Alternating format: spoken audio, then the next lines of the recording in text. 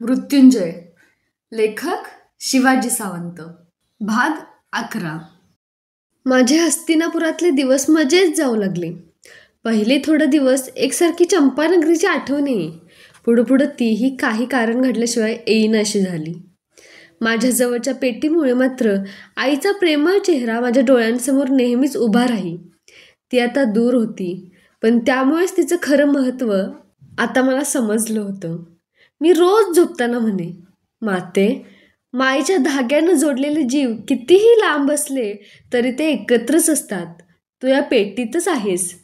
नाही, तू 2 पेट्यांत आहेस. एक या तू दिलेल्या आणि दुसऱ्या माझ्या मनाच्या पेटीत. आठवणी या झंझावातासारख्या असतात. त्या कुठूनही आणि कशाही येऊ शकतात. इतकंच नाही तर काही वेळा तर त्या मनाचं शांत सरोवर पार घुसळून सोडतात. कधी कधी अशीच चंपानगरीची तीव्रतेनं आठवण होई. मन नाराज होई. ते कशातच रमत नसे. अशावेळी मी शोनाला घेऊन नगरात एक फेरफटका मारून येई. त्यामुळे आलेला सगळा शीण नाहीसा होई. बऱ्याच वेळा असा फेरफटका मारल्यामुळे सगळं नगर आम्हाला आता चिरपरिचयाचं झालं होतं. कुठले मार्ग कुठं जातात, कोणत्या देवतेचं मंदिर कुठं आहे, कुठं तलाव आहेत, कुठं अश्वशाला आहेत, कुठं धान्यागार आहेत, कुठं शस्त्रागार आहेत, हे आम्हाला तर पाठ झालं होतं. हस्तिनापूर म्हणजे निरनिराळ्या आकारांच्या आणि रंगांच्या फुलांनी डवरलेल्या एखाद्या उद्यानासारखं होतं. किती प्रकारची माणसं या नगरात राहत होती. गायक, नर्तक, योद्धे, व्यापारी, कृषीजन, कलाकार, पंडित, शिवाय चर्मकार, लोहकार, उपलेपक, कुंभकार, महार असे 18 पगड कष्टकरी सुद्धा इथं होते. केव्हाही गेलं तरी नगर गजबजलेलं दिसे. हे सगळं नगर पाहताना मला कधीच कंटाळा आला नाही. काही काही वेळा तरी वाटे की युद्धशालेत जायचं सोडून नगरातच फिरायला जावं, पण ते कधीच शक्य नव्हतं. कारण मी इथं फिरायला आलो नव्हतो, शिकायला आलो होतो. हस्तिनापुरातला माझा कार्यक्रम ठरल्यासारखा होता. मी रोज भल्या पहाटे उठत असे. नियमानं गंगेच्या किनाऱ्यावर जात असे. कुणाचाही त्रास नको म्हणून कधीच घाटावर जात नसे. दुसरी एक छान निवांत अशी जागा मी माझ्यासाठी निवडली होती. तिथं कुणीच येण्याची शक्यता नव्हती. तिथं जाऊन मी मनसोक्त डुंबत असे. नंतर कंबरभर पाण्यात येऊन उभं राही. माझ्या पायांना लहान लहान मासे येऊन लुचत, पण मला माहीत होतं की त्यांना त्यापासून काहीच खायला मिळणार नव्हतं. माझ्या अभेद्य कातडीला चावून चावून ते कंटाळत आणि शेवटी निघून जात. पुढं पुढं तर ते माझ्या आसपास फिरकेच नात. माझे पाय म्हणजे पाण्यातील 2 नित्याचे खडकच आहेत असा त्यांनी समज करून घेतला असावा. ओंजळीत पाणी घेऊन मी सूर्यदेवांची वाट पाही. दूरवर गंगेच्या पाण्यातून ते हळूच डोकावत. त्यांच्या किरणांनी तिच्या असंख्य चिमुकल्या लहरी डोक्यावर सोनेरी वस्त्र घेऊन नाचतायत असं वाटे. मध्येच एखादा कारंडव पक्षी आम्हा दोघांमध्ये फेऱ्या घाली. त्याच्या इकडे तिकडे फिरण्यानं त्या तेजाची तेवढीच जागा दिसायची बंद होई. मी मनात म्हणे, या एवढ्या चिमुकल्या पक्षात सुद्धा काही शक्ती आहे. आपल्या अस्तित्वानं तो सूर्यबिंबाला सुद्धा झाकू पाहतो आहे. तो पक्षी दूर निघून जाई. बिंब पुन्हा तळपू लागे. हातातील पाण्याचं अर्घ्य मी त्या तेजाला देई आणि म्हणे, आपला शिष्य हा सुतपुत्र कर्ण आपल्या आशीर्वादाची इच्छा करतो आहे. गुरुदेव त्याच्यावर अनुग्रह करा. मग एकटक मी त्या तेजाकडे पाही. चमचमणारे असंख्य तेजस्वी कण मला दिसत. प्रचंड वेगात फिरणारे तेजाचे कण, जगातील अंधकार उजळणारे तेजाचे कण, जगाला उत्साहाची कारंजी पुरविणारे अमर तेजाचे कण. एक दिवसच जर हे कण आपलं मुख जगाला न दाखवतील तर काय होईल? हे हस्तिनापूर, हे इथले प्रासाद, ही मंदिरं, ऐटीत छाती पुढं काढून चालणारे हे योद्धे, तो अर्जुन, तो भीम, ते द्रोण, काय होईल या सर्वांचं? छे, किती कर्तव्यदक्ष आहेत हे तेजाचे कण. मी मनात म्हणे, हा कर्ण सुद्धा त्या तेजाच्या कणांतील एक कण झाला असता तर किती बरं झालं असतं. मग त्यानं सुद्धा जगातला सगळा अंधकार उजळला असता आणि तो सुद्धा स्वतःला जाळून घेत. पण ते शक्य नव्हतं.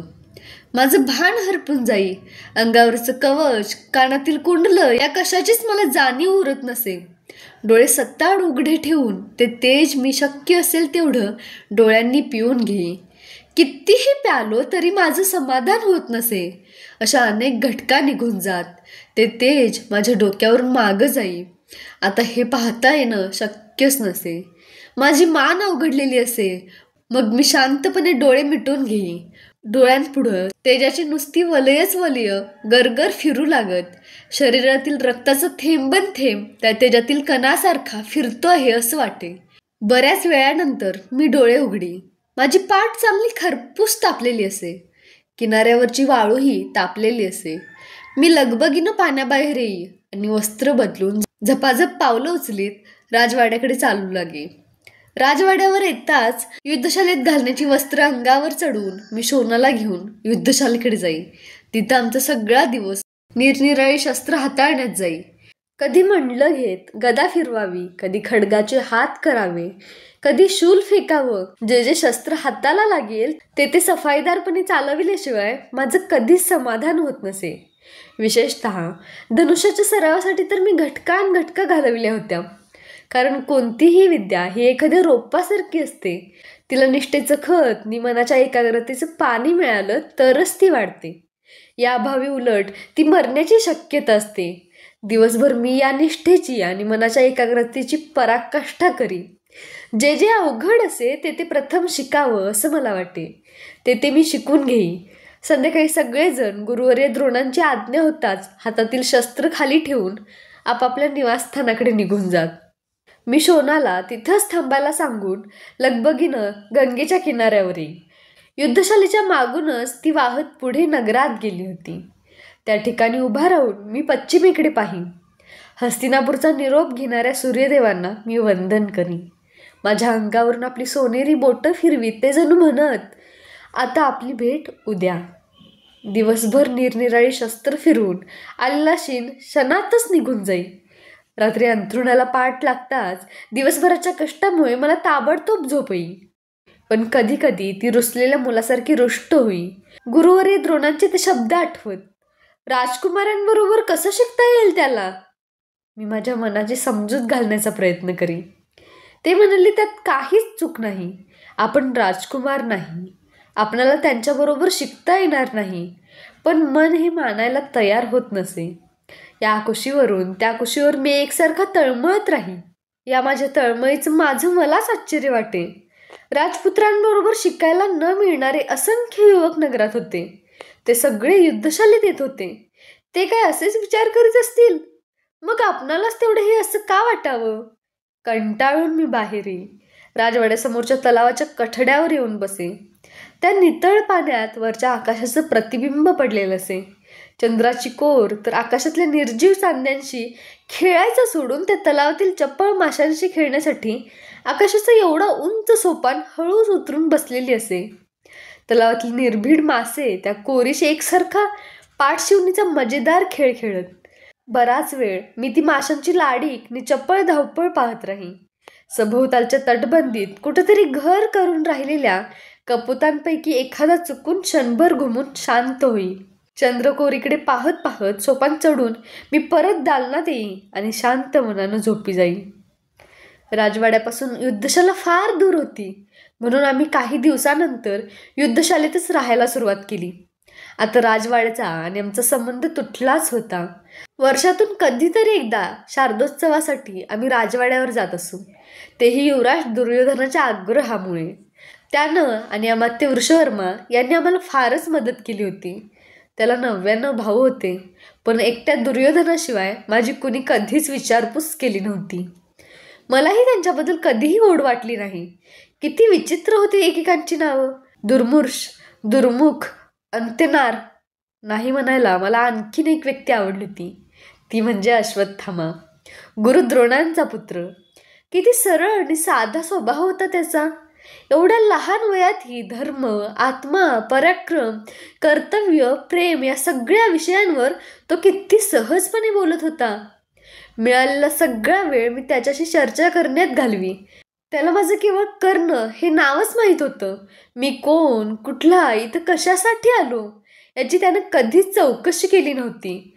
आणि म्हणूनच तो मला सर्वात अधिक आवडला. एके दिवशी मी त्याला सहज विचारलं, तुझं नाव अश्वत्थामा हे जरा विचित्रच नाही का वाटत तुला? लहान मुलासारखं खळाळून हसत तो म्हणाला, बरोबर आहे तुझं. मला तरी कुठं ते पटतंय. माझ्या नावाबद्दल मी सर्वांना विचारलं तर ते काय सांगतात असं तुला वाटतंय? दुसरं काय सांगणार? तू घोड्यासारखा ऐटदार दिसतोस असंच काहीतरी सांगत असतील. नाही, ते म्हणतात की मी जन्माला आल्याबरोबर म्हणे एकदम घोड्यासारखं खिंकाळलो आणि म्हणूनच माझं नाव अश्वत्थामा ठेवलं आहे. पण मला नाही ते पटत. एखादं लहान मूल घोड्यासारखं खिंकाळणं कधीतरी शक्य आहे. पण खरं म्हणशील तर माझं नाव मला आवडतं, कारण माझे बाबा मला अशू म्हणतात. पण मी एकटा असलो तरच. सर्वांदेखत मात्र ते मला अश्वत्थामाच म्हणतात. मलाही त्यांचं अशू हे नाव फार आवडलं. त्याच्या संगतीत माझे दिवस मजेत जात. तो माझ्या कानातल्या कुंडलांना हात लावून म्हणणे, कर्णा, तुझी ही कुंडलं दिवसेंदिवस फारच सोनेरी रंगाची दिसतायत रे. नगरातल्या कुठल्या सुवर्णकाराकडे जाऊन त्याला हा सोनेरी वर्ख देतोस? माझी ही कुंडलं रंगविणारा तो सुवर्णकार कोण आहे हे मला तरी कुठं माहित आहे. नाहीतर मी त्याला सांगितलं असतं की या माझ्या मित्राला अश्वत्थामाला एक सोनेरी कुंडलांची जोडी देऊन टाक. फार चांगला आहे तो. तो हसत म्हणे, नको रे बाबा, तुझी कुंडलं तुलाच लकलाभ होत. कानात सोनेरी कुंडलं पाहून माझ्यासारख्या पर्णकुटीत झोपणाऱ्या ऋषिकुमाराचा कानच कुठला तरी चोर कापून न्यायचा. मग कुंडलंही नाहीत नि कानही नाहीत. आम्ही दोघंही खळाळून हसताना स्वतःला विसरून जात असू. मी नेहमीच विचार करी, गुरु द्रोणांचा हा मुलगा किती निरागस आणि मनमोकळा. त्याच्यात नि शोनात काय फरक आहे. पण त्याचे वडील किती गंभीर नि शांत. त्यांच्या मनाचा अंतच लागत नाही की जबाबदारी ही माणसाला प्रौढ बनवते, की काही काही माणसं जन्मताच प्रौढ असतात. तो युधिष्ठिर नाही का, सदैव गंभीर. कधी चुकून हसेल तर शपथ. पण किती मानतात त्याला या शाळेतील सर्व शिष्य. त्याचा भाऊ अर्जुन म्हणजे तर सर्वांचा प्राणच. जिथं तिथं अर्जुन. या अश्वत्थाम्यावर जेवढं प्रेम नसेल तेवढं गुरुद्रोणांचं त्या अर्जुनावर आहे. अर्जुनाला ते एवढं का मानतात? तसं पाहायला गेलं तर अश्वत्थाम्या इतका श्रेष्ठ युवक युद्धशालीत दुसरा कुणीच नव्हता. पण त्या अर्जुनाशिवाय दुसऱ्या कुणालाच इथं मान नव्हता.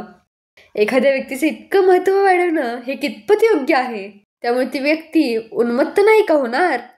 कोणती कसोटी लावली आहे गुरुदेवांनी अर्जुनाला इतका जवळ करण्यात? अश्वत्थामालाच तो प्रश्न विचारावा असं मला अनेक वेळा वाटलं, तरी ते मी संयमानं टाळलं होतं. न जाणो आपल्या पित्याचा अपमान झाला असंही त्याला वाटेल, म्हणून तसं मी त्याला कधी विचारू शकत नव्हतो. पण एक मित्र म्हणून अश्वत्थामा मला युद्धशालेतील सर्व शिष्यांहून अधिक जवळचा वाटत असे, आवडत असे. मध्यंतरी एकदा मी आईला भेटण्यासाठी चंपानगरीला गेलो होतो. 8 दिवसानंतर परत आलो तेव्हा मला अश्वत्थामाकडून कळलं की गुरुद्रोणांनी आपल्या सर्व शिष्यांची परीक्षा घेतली होती. त्यांनी एका अशोकाच्या उंच शेंड्यावर पेंढ्यानं भरलेला एक पक्षी टांगला होता.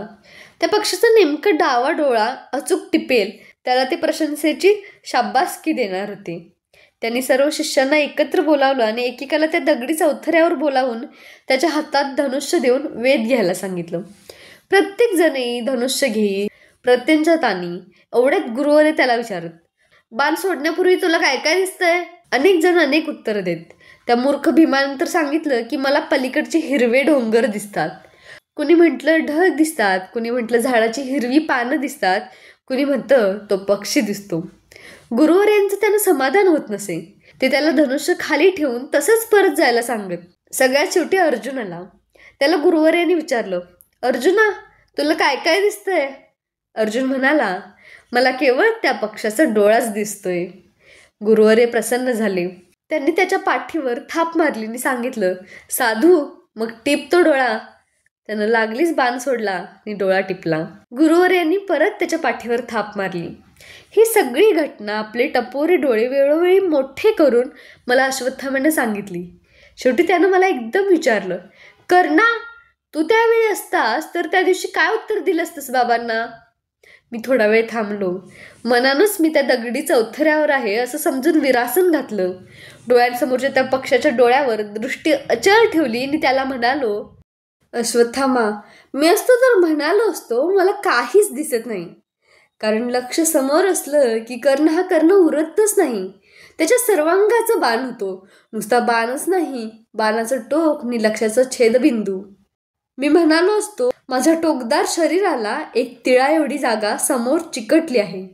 माझ्या या उत्तरानं आनंदित होऊन अश्वत्थाम्यानं मला मिठीच मारली. तो म्हणाला, कर्णा, तू सर्वात श्रेष्ठ धनुर्धर होशील. त्याच्या मिठीतून स्वतःला सोडवून घेत मी मनाशी ठरवीत होतो, ज्या राजकुमार अर्जुनाला त्या पक्षीचा डोळा फोडल्याबद्दल गुरुवर यांनी एवढी शाब्बासकी दिली होती, तोच लक्षवेध आज मी करीन. तसा केला तर मग कधीतरी का होईना गुरुद्रोण मलाही जवळ घेतील, माझीही पाठ थोपटतील. त्या दिवशी संध्याकाळी मी नगरात आलो. एक पेंडा भरणाऱ्या माणसाकडून एक पेंडा भरलेला पक्षी घेतला आणि परत आलो. रात्री सगळीकडे सामसूम होता. शोनाला जाग केलं. तो आणि मी आमच्या दालनाबाहेर आलो. माझ्या हातात तो पक्षी होता. सगळी युद्धशाला शांत होती. दिवसभर शस्त्रांच्या खणखणाटांनी हादरणारी ती जागा आता निशब्द होती. जागोजागी इंगोदीचे पलिते त्या भव्य पटांगणाला धीर देत पेटत होते. त्यातला एक पलिता मी हातात घेतला आणि मधल्या धनुर्वेदाच्या दगडी चौथऱ्यावर चढलो. समोरच तो विशाल अशोक वृक्ष होता. त्याच्याकडे बोट दाखवीत मी हातातील पक्षी शोनाच्या हाती देत म्हणालो, हा पक्षी त्या झाडावर उंच ठिकाणी बांध आणि तू तिथंच पलिता घेऊन थांब. कशाला? त्यानं आश्चर्यानं विचारलं. ते नंतर सांगतो, जा लवकर. माझ्या हातातील पलिता आणि पक्षी घेऊन तो झाडाकडे गेला. सरसर खारोटीसारखं सरपटत क्षणार्धातच तो वर चढला. थोड्या वेळानं तो म्हणाला, दादा, इथे एका फांदीला एक धागा बांधलेला दिसतो, इथं बांधू काय? शक्य असेल तेवढं वर जा अजून, मी खालून ओरडलो. तो तेथून भरपूर उंच गेला. त्याला त्यापेक्षा वर जाता येणं शक्यच नव्हतं. त्यानं हातातील पक्षी एका फांदीला बांधला. तो एका दुसऱ्या फांदीवर बसला. मी त्याला ओरडून सांगितलं, मला तो पक्षी दिसेल असा हातातील पलिता धर, जरा सुद्धा हलवू नकोस. त्यानं हातातील पलिता घट्ट धरला. मी धनुष्य उचललं आणि विरासन घातलं. त्या चौथऱ्यावर उभं राहूनच मी सूर्यदेवांचं शिष्यत्व पत्करलं होतं. माझं मन मला सांगू लागलं, लक्षात ठेव, राजकुमार अर्जुनानं लक्षाचा दिसणारा एकच डोळा फोडला होता. तुला दोन्ही डोळे फोडायचे आहेत, दिसणारा आणि न दिसणाराही. कसा? पहिला बाण लागताच तो पक्षी गिरकी घेईल, त्याची उलटी बाजू वरती येईल. तेवढ्यात दुसरा बाण त्याच्या दुसऱ्या डोळ्यात घुसला पाहिजे. हे दोन्ही बाण एकाच वेळी सोडायचे आहेत आणि तेही पलित्याच्या त्या धुसर प्रकाशात. मी झाडाकडे पाहिलं. पलित्याच्या फरफरणाऱ्या ज्योतीवरून वाऱ्याचा कानोसा घेतला. शेजारच्या भात्यातील 2 सुची बाण सरकन खिचून हातात घेतली. धनुष्य पेललं आणि ते दोन्ही बाण त्यावर चढवले. प्रत्यंचा खेचली. आता मी उरलो नव्हतो. माझं शरीर, मन, दृष्टी, श्वास, बाणांचे 2 अग्र आणि पक्षाचे दोन्ही डोळे एक झाले. खेचलेल्या प्रत्यंच्यावरची दोन्ही बोटं स्थिर झाली. 2 बोटांवर 2 वेगवेगळे प्रभाव होते. त्यातला एक बाण थोडासा पुढं जायला हवा होता आणि एक लगेच त्याच्या मागोमाग. एका क्षणाची स्थिरता झाली आणि दोन्ही बाण सू करीत एकामागून एक धनुष्यातून सुटले. एक तडाखा बसला आणि तो पक्षी उलटा फिरला. इतक्यात दुसऱ्या बाणाचा आणखी एक तडाखा त्याला बसला आणि शोनानं गडबडीत कसा तरी बांधलेला तो पक्षी दोर तुटल्यामुळे धाडकन खाली कोसळला. हातातील धनुष्य फेकून देऊन चौथऱ्याच्या 4-4 पायदंड्या एकदम उतरत मी धावतच त्या झाडाखाली गेलो. पक्षी हातात घेऊन कडेच्या पलित्याजवळ नेऊन बघितला. त्याच्या दोन्ही डोळ्यांच्या बाहुल्यात 2 बाण घुसले होते. माझे डोळे यशाच्या आनंदाने चमकू लागले. शोन झाडावरून उतरून खाली आला. दूरवर रात्री पहारा देणाऱ्या एका पहारेकऱ्यानं मध्यरात्रीच्या घटकांचे ठोके लोहतपकावर दिले. आम्ही परत येऊन दालनात झोपी गेलो. त्या दिवसापासून लक्षवेधाचा एखादा अवघड हात आम्ही दोघं गुप्तपणे रात्री कोणीच आखाड्यात नसताना करू लागलो. कारण रात्रीच्या निशब्द शांत वेळी मनाची एकाग्रता छान करता येईल, कुणाचाच व्यत्यय नसे. वर्षामागून वर्ष अशा सरावात केव्हा निघून गेली ते मला आणि शोनालाही समजलं नाही. मल्लविद्येचे हात शिकल्यामुळे माझं शरीर भक्कम झालं होतं. दंडांच्या स्नायूंवर भक्कम मुष्टी प्रहार करून अश्वत्थामा मला म्हणे, कर्णा, हे मांस आहे की लोखंड?